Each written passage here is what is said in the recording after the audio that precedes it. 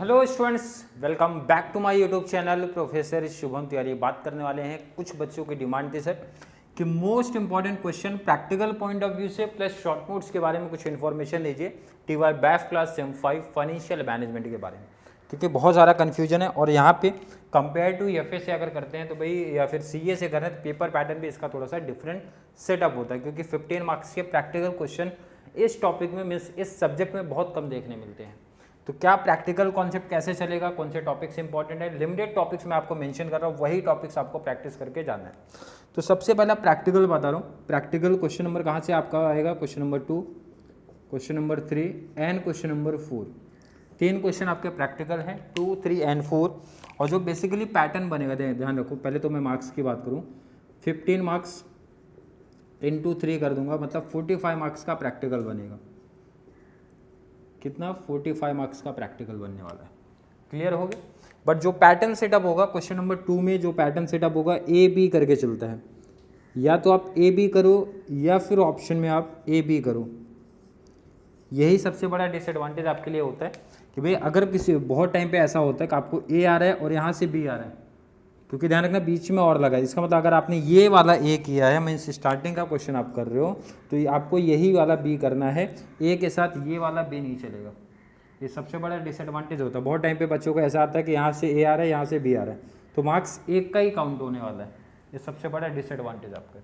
But अगर आप limited topic पढ़ रहे हो, भाई टाइम आपके पास बहुत कम बचा है, तो लिमिटेड टॉपिक जो आपको मैं मेंशन कर रहा हूँ उसी की प्रैक्टिस आपको करना है। सबसे पहला, अगर बच्चे ने कुछ नहीं पढ़ा है तो सबसे पहला जो टॉपिक पिक करना है आपको वो है कैपिटल बस्टिंग। कुछ नहीं पढ़ा तो आप टॉपिक सबसे पहले पिक कर लो, कैपिटल बस्टिंग। क्लियर है? कैपिटल बस्टिंग अगर आप करते हो तो मिनिमम अगर मैं मार्क्स की बात करूँ भाई 8 मार्क्स आपका क्लियर होगा। एंड मैक्सिमम ये ऐसा टॉपिक है 21 मार्क्स तक भी जाते हैं। कितना? 21। 8 मतलब एक क्वेश्चन तो आना कंपलसरी। किसी भी पेपर को उठा के देख लेना। एक तो मैंने मिनिमम लिखा, 2 क्वेश्चन हर साल बने हैं। कितने? Minimum 2 question and maximum 3 question बनते हैं। तो 8-7 का पैटर्न अगर मैं काउंटिंग करता हूँ तो कितना? 21 मार्क्स। जिन बच्चों ने प्रैक्टिस किया होगा उनको पता भी होगा कैपिटल बस्टिंग में कौन कौन से मेथड है। ऑलरेडी मैं यहाँ पे हाईलाइट कराया हूँ। आपके एग्जाम पॉइंट ऑफ व्यू से इंपॉर्टेंट कौन सा है? Discounted payback period, NPB method, NPI method. Practical point of view से यही 4 पूछे जाते हैं ज़्यादा। मोस्टली पेपर उठा के देखोगे यही 4 टाइप्स आपसे पूछे गए हैं। इसकी क्लासेस भी मैंने दी है, कैपिटल बस्टिंग के नाम से प्लेलिस्ट बना दिया हो, तो वहाँ पे आप जाओगे ऑलरेडी क्लास मिल जाएगा, प्लस प्रीवियस ईयर का पेपर भी सॉल्व करा के दियो। एक एडवांटेज आपके लिए बेनिफिट ये है कि भाई कैपिटल बस्टिंग पहला टॉपिक आपको पिक करना है। अगर मैं सेकंड टॉपिक की बात करूँ, सेकंड कौन सा पिक करना है आपको? सेकंड टॉपिक है बॉन्ड वैल्यूएशन। कौन सा टॉपिक है? Bond valuation.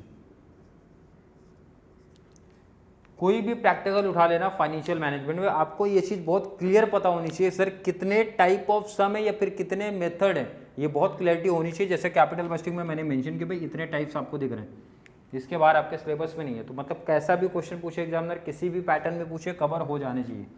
तो ध्यान रखना एफएम में हर एक टाइप के सम कवर करना बहुत जरूरी है। सिंपल सम ही करके नहीं जाना है, डिफरेंट टाइप ऑफ सम करके जाना है। जब आप बॉन्ड वैल्यूएशन की बात करोगे तो इसमें 2 टाइप के सम है। एक तो वैल्यू ऑफ बॉन्ड पूछा जाता है आपसे, एक तो वैल्यू ऑफ बॉन्ड पूछा जाता है। सेकंड वाईटीएम का कॉन्सेप्ट है।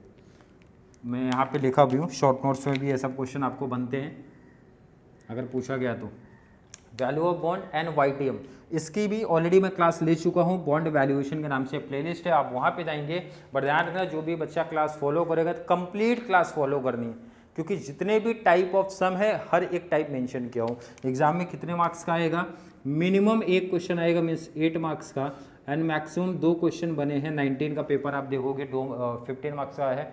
22 का पेपर ये देख रहे हो तो 15 मार्क्स का है, मतलब 2 क्वेश्चन आपको यहाँ से देखने मिलेंगे।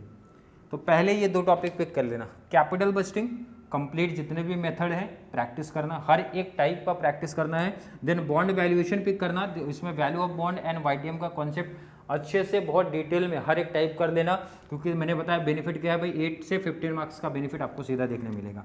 थर्ड टॉपिक की अगर मैं बात करूँ, डिविडेंड डिसीजन पे चले जाना। डिविडेंड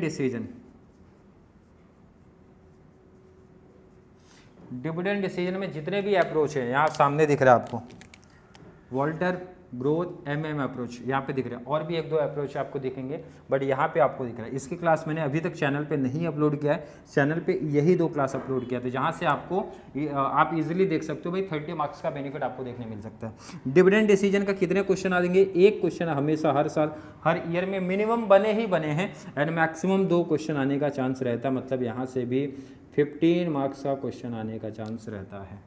अगर ये 3 टॉपिक अगर आप कवर कर लेते हो, ये 3 टॉपिक कवर कर लोगे तो 45 मार्क्स का जो मैं बात कर रहा हूँ 45 में इजीली आपका अगर मैं काउंटिंग करूँ 38 37 तक का कवर हो जाएगा कंप्लीट जितने भी पेपर मैंने देखे वहाँ पे। और लास्ट अगर आपके पास टाइम बचा है तो एक टॉपिक मैं और ऐड करता हूँ, वो है म्यूचुअल फंड। कौन सा आपका म्यूचुअल फंड। और अगर आपने म्यूचुअल फंड का कॉन्सेप्ट कितने क्वेश्चन आएंगे, एक क्वेश्चन पूछता है, यहाँ का तो फिक्स है कितना क्वेश्चन बनेगा भाई, एक क्वेश्चन बनने वाला है। म्यूचुअल फंड अगर किसी नहीं किया है तो इसके ऑप्शन में भी रख सकता है दूसरा टॉपिक। दूसरा कौन सा, रिसेबल मैनेजमेंट। बट मेरा सजेशन है रिसेबल मोस्टली अगर पेपर एनालिसिस करोगे तो बॉन्ड वैल्यूएशन के ऑप्शन में ही बना है, तो मैं सजेशन दोनों से अगर कंपेयर करोगे भाई कौन सा इजी है, तो बॉन्ड वैल्यूएशन का कॉन्सेप्ट इजी है, तो मैं हमेशा बॉन्ड वैल्यूएशन को ही प्रेफर करूंगा आप लोग को कि बॉन्ड वैल्यूएशन। अगर किसी बच्चे ने अभी तक कुछ भी कॉन्सेप्ट नहीं किया है तो भाई कल का पूरा दिन बचा हुआ है तो आप इजीली बॉन्ड वैल्यूएशन की मेरी पूरी क्लास फॉलो कर सकते हो। उसके बाहर उस टाइप के बाहर क्वेश्चन ही नहीं बनेगा, इसकी गारंटी मेरी है। जितने भी क्लास दिया देख लेना और उसी टाइप उसी पैटर्न की क्लास उसी पैटर्न का पेपर आपका, मतलब उसी से नंबर चेंज होगा, बाकी क्वेश्चन उसी पैटर्न के ही छपने वाले हैं आपके पेपर में। कैपिटल बस्टिंग भी कंप्लीट कर लेना, सेम वही पैटर्न छपेगा।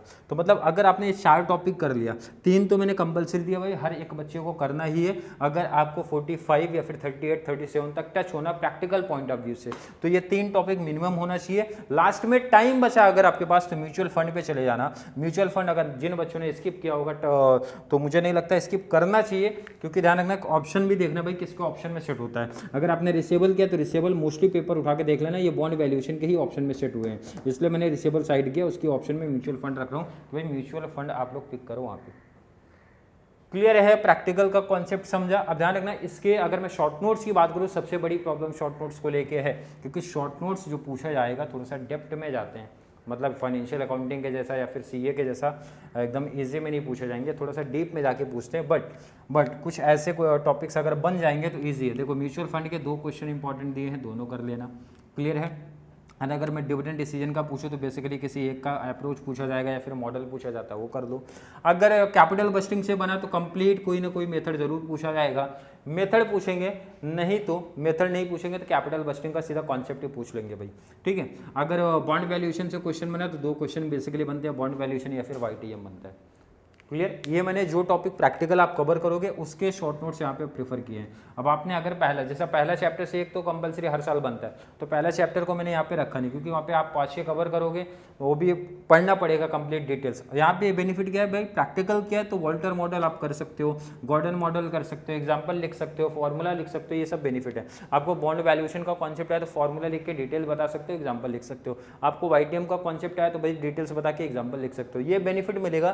तो ये short notes practical point of view से भी थोड़ा सा इजी पड़ेंगे एक्सप्लेन करने के लिए।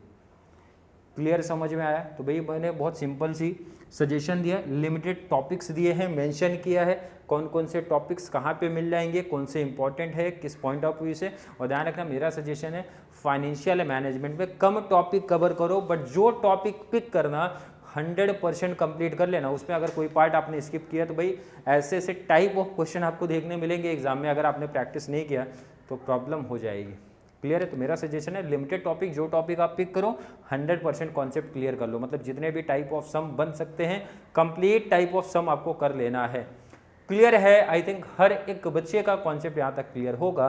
फिर भी किसी बच्चे को आज की क्लास को लेके कोई भी डाउट, कोई भी कन्फ्यूजन क्रिएट होता है तो ज़रूर नीचे कमेंट में ऐड करें, या फिर कॉन्सेप्ट क्लियर है, वीडियो आपको थोड़ी सी भी हेल्पफुल लग रही है तो वीडियो को ज़्यादा से ज़्यादा TY बैफ फॉलो बच्चों को ज़रूर शेयर करें, ताकि उनको इस चैनल से बहुत सारा बेनिफिट्स मिल सके। तो चलिए मिलेंगे अगली क्लास में, तब तक के लिए थैंक यू सो मच।